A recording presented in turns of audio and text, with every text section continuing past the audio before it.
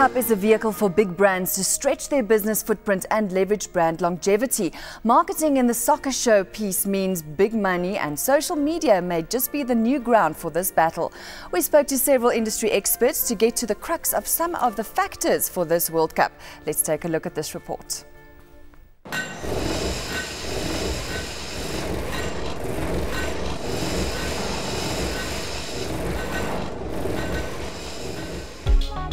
The World Cup is more than just about football.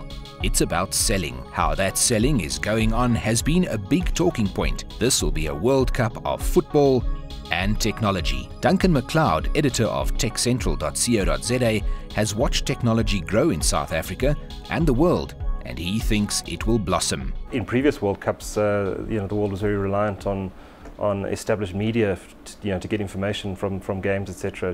Broadcast media was particularly important. And I think that the internet and social media is going to play a critical role in this World Cup in terms of getting information out there. And a lot of people will have friends or family that are travelling down here to watch the World Cup, and will actually get their news from them rather than through the traditional media. It all points to a battle for airtime in a media environment that's changed dramatically since Germany 2006. From fuzzy screens in the 70s to a world where you can watch in vivid colour on your cell phone. This in a time when big brands, advertisers and agencies are banking on the tournament to give a welcome boost to revenues. FIFA seems to have rights to just about everything around the World Cup, but there's no way that FIFA can stop people from uploading images of soccer games, etc. So it's going to happen, and it's going to be very, very interesting to watch. Jeremy Sampson is a marketing man, and he brings a lifetime of experience to big brand marketing. From what I've seen, Visa has been doing a lot of African type of marketing. Some of the others have been just carrying on, I think, largely as before. So I think this is going to be, again, something that they might be adjusting or they might be tweaking as we focus down to June, July. No, they're definitely using Africa and South Africa as a springboard to communicate the message. Very much like Adidas is using the design of Copagna and now Jabulani for the ball. MTN is doing the same. Even Visa is using unique scenes from the township to market their products. There's big money at stake. FIFA raised €1.9 billion in marketing revenue and €700 million from sponsorship from the 2006 World Cup. 2010 World Cup promises even more, with 6 FIFA partners, 6 sponsors and another 5 local brands. FIFA expects a legacy for their money and with longevity to match.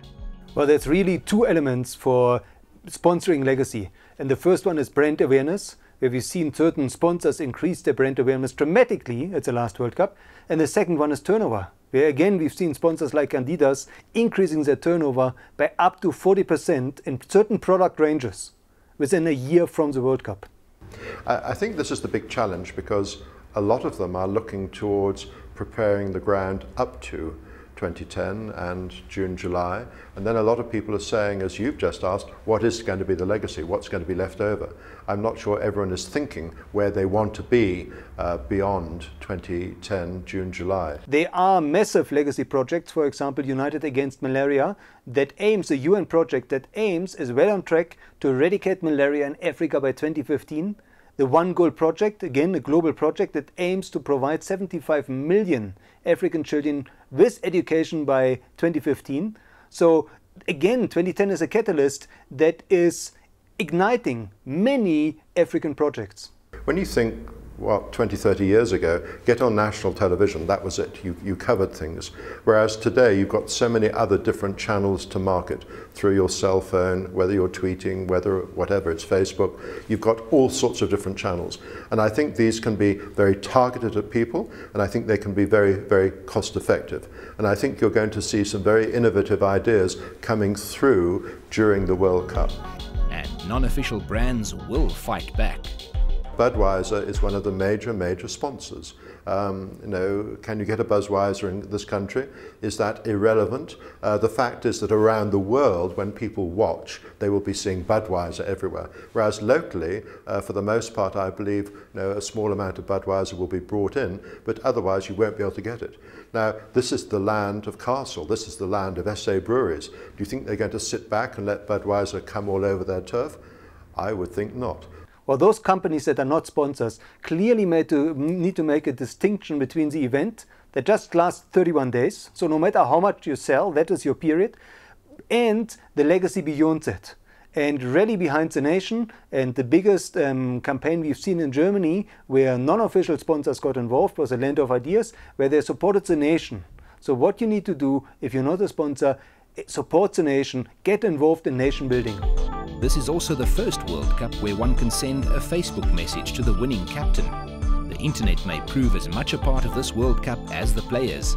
The biggest catalyst for igniting the legacy for the next 5, 10, 15 years is for an African team to reach the finals and win the 2010 World Cup. I think that a lot of the international brands are throwing continually a lot of money.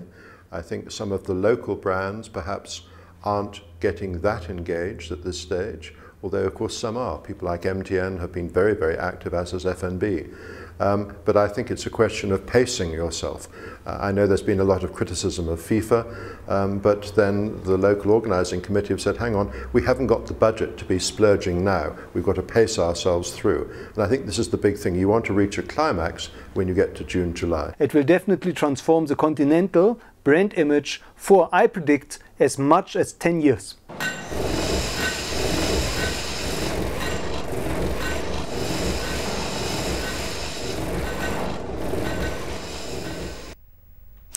Ryan, why do you think it's important for brands to leave a legacy behind after the World Cup? Well, I mean, I think there's three different elements of legacy. There's what a brand does that it can leave behind for the community or for the country or for the continent. And we saw in the insert some reference to some of those kind of African programs, you know, the anti-malaria kind of drives and so on. From a brand's point of view, you know, obviously you invest in this not because you want to make the world a better place, but because you also want to drive some commercial benefit for yourself. So part of the other legacy is, how do I leave some of my my branded stuff out in the marketplace? I think MTN's done a very good job with the Ayoba payoff line. You know, that's now a part of language that's going to last, and that's a legacy. There was reference in the insert to, you know, brands that have sold more product over the period or over the time. But I think really from a brand owner's point of view, you'd want to be in a position to say, what difference is this making for me, not just now, but in 5 years' time or in 10 years' time? Because the levels of investment required to do this properly are huge, absolutely huge. So you need to kind of get those returns out of any legacy initiatives that you do.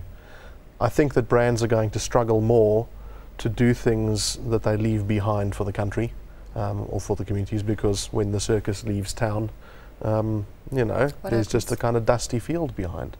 And it would be a very tall order for some of these brands, after the investment they've made for the rights, after the investment that they've made in kind of all the communication real estate around this. It would be difficult for them to now still spend more money to do something with that empty ground that's kind of left behind. Okay, so we saw in the insert that Budweiser is one of the major sponsors, but they haven't really advertised much here in South Africa. Is it then an opportunity for SAB to come in? Well, I mean, anything like that would have to go via FIFA, because Budweiser is an official sponsor, so they hold the rights. And particularly if it's a conflicting category like that, there'd have to be some kind of dialogue. I would be very surprised if Budweiser let go of their rights in South Africa because of SAB's strength in other markets around the world. So although Budweiser, this isn't a key market for them by any stretch of the imagination. Sure, but the whole world is watching, you must remember that. Well, the whole world is watching the World Cup. So even though they're not available in South Africa, it would be, you know. Oh, there would be some stadium signage or things like that. But the broadcast that goes overseas won't have, you know, obviously won't have our advertising or marketing collateral associated with it. So in whichever market you're watching, you know, you'll see your Budweiser work advertised in that country. Right, right. Well, we're just going to have to wait and see what happens with the World Cup. Ryan, thank you for being our guest host. Really appreciate it, and we'll hope to see you soon.